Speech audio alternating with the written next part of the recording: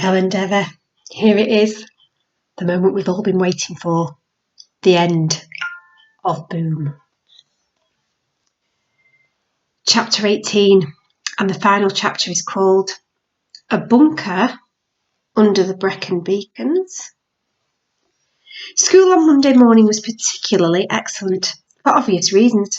When your headmistress stands up in assembly and says you were kidnapped by two of your teachers but you escaped and they're now on the run from the police, a party atmosphere continued pretty much unabated for the rest of the week. We were officially cooler than any other pupils in living memory, and I reckon it was probably a good month before any teacher would feel confident enough to give either of us a detention. Dad decided to take a job with Charlie's mum. He stuck at it for a whole 3 weeks. That was about his limit. She was terrifying, so Dad said. During one particular stressful wedding reception, she did her breadboard throwing thing. He was inches away from a visit to accident and emergency. Luckily, he was offered a more lucrative and less dangerous job in the Grand Cafe in town, so he was able to stop working for Mrs. Brooks without incurring her everlasting wrath. Even more luckily, the job in the Grand Cafe was part-time, so he was able to come home and cook us beef Wellington stuffed with butternut squash. The police never came back. I told Charlie something fishy was going on, but he told me to chill out and be grateful we weren't taken into custody and injected with truth serum. So I tried to chill out, and I was doing really well till we were playing five-a-side football during the lunch break one day a couple of weeks later, and I looked across the road and saw a car with smoked glass windows parked in front of the laundrette.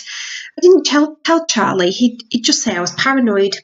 The following day, I saw it again, and I was standing on the balcony after supper. It pulled into the car park, idled for a few minutes, and then drove away. I told Charlie this time. He said I was seeing things. Then we had a class outing to the Science Museum, and the car with the smoked windows was sitting at the side of the street as we got back into the coach. I went a bit crazy at this point. It took Mrs. Hennessy a good 10 minutes to calm me down, and even Charlie said I might have a point. A few evenings later, we met up at the little playground opposite the flats. We sat side by side on the swings, and it was getting dark. The orange street lamps were coming on one by one, and the windows in the tower block were lighting up in a checkerboard of different colours. We were talking about our secret. Charlie said, "Do you wish we could tell someone? I mean, we could be rich. We could be famous. We could be interviewed by the world's most respected scientists. We could go down in history." He paused. "Except, of course, we won't, because no one would believe us, and we'd probably end up in a psychiatric hospital." "Unless we had proof," I said. "Yeah," said Charlie, "unless we had proof. Like this, for example," I said, digging into the back pocket of my jeans and pulling out the floaty balls. "Oh," said Charlie, "I remember those. Do they still work?" I placed 2 of them in the air and let them go. They hung there completely motionless. "Those are yours," I said. "I've got 3 others. They're like a souvenir." "Cheers," said Charlie, sweeping the balls out of the air and pocketing them. And that's when I saw a figure emerging from the shadows beneath the trees. My insides froze. "Charlie?" "Oh," he said. "This isn't good, is it?" I wanted to jump off the swings and run, but my legs were no longer taking messages from my brain. The silhouetted figure got closer. "Hello, James. Hello, Charles." It was Mrs. Pierce. She was wearing clothes she must have found in a skip. A black plastic raincoat with one sleeve missing, sandals, fluorescent orange workman's trousers. She looked as if she'd washed her hair in engine oil.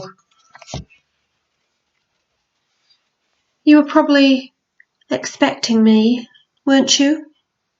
"No," said Charlie in a wobbly voice. "I mean, actually, Jimbo was, but I wasn't." "You destroyed my life. You destroyed everything," she said. "And do you know what?"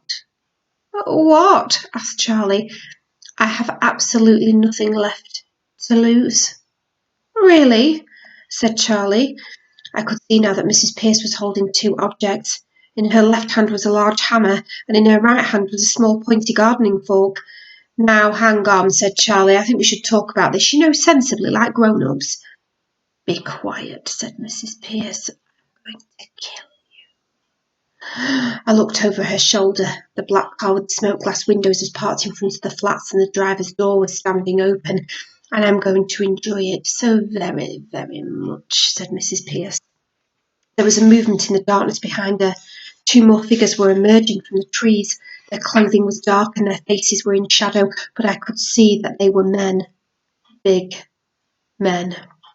Mrs. Pierce took a couple more steps and raised the hammer above her head. I screamed and fell off the back of the swing and banged my head on the rubber-sized tarmac. Mrs. Pierce lunged and there was a flash of light and a loud crack, and she slumped on top of me, the hammer narrowly missing my head. I pushed her off and struggled to my feet. There was a feathered dart sticking out of her bottom, and she was saying, "Nerd." "Gordon Bennett," said Charlie. The 2 men were walking towards us. They had guns. It seemed like a good idea not to run away.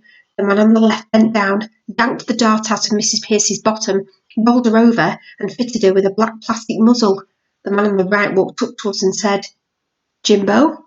Charlie?" He held out a hand and we shook it robotically, unable to say anything else. "Who are you?" asked Charlie. "We're the good guys," said the man. He was wearing a suit, but he had an Action Man scar across his cheek and his head was shaved just like he'd returned from war. His colleague hoisted Mrs. Pierce easily over his shoulder and carried her towards the park gate. "What's going on?" asked Charlie. "We reckoned if we stuck close to you she'd show up sooner or later," said the man. "Use you as bait." "Bait?" I said. "There's a couple more still at large in the Peak Districts, but we'll track them down in the next couple of days. I don't think we've got too much to worry about." Neither Charlie nor I could think of anything to say. "Well," said the man, "we wanted to thank you too. You got the jet there before us. Job well done. We give you medals, but medals mean publicity, and we don't like publicity in the department." "What department's that?" The man looked at Charlie as if he were very, very stupid. "So, said Charlie, "what are you going to do with her? Mrs. Pierce, I mean." "She'll be in a disused nuclear bunker several hundred metres under the Brecon Beacons," the man paused. "Of course, I may be lying." And he held out his hand towards me. "Floaty balls, please." "What?" "Floaty balls." Reluctantly, I slipped my hand into my trouser pocket, took out my 3 balls and placed them in his hand. He looked over at Charlie. "Yours too?" Across the car park, I saw his colleague dump Mrs. Pierce's unconscious body into the boot of the car, slam it shut, and climb into the driver's seat. Charlie handed over the final 2 balls. The man took his hand away and let all 5 balls hang motionless for a second. I love these things. Then he swept them out of the air and slipped them into his jacket pocket. "What are you going to do now?" asked Charlie nervously. "Are you going to wipe our brains or something? So we don't remember anything?" "You watch too many films, Charlie." "No, it's much simpler than that. If you say anything, to anyone, we'll track you down and kill you." "All right," said Charlie. "It's been good meeting you," said the man. "I hope you have a pleasant evening." He turned and walked through the gate at the edge of the park.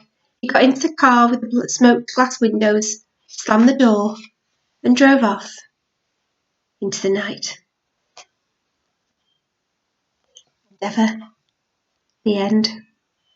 Look out for those teachers with tails.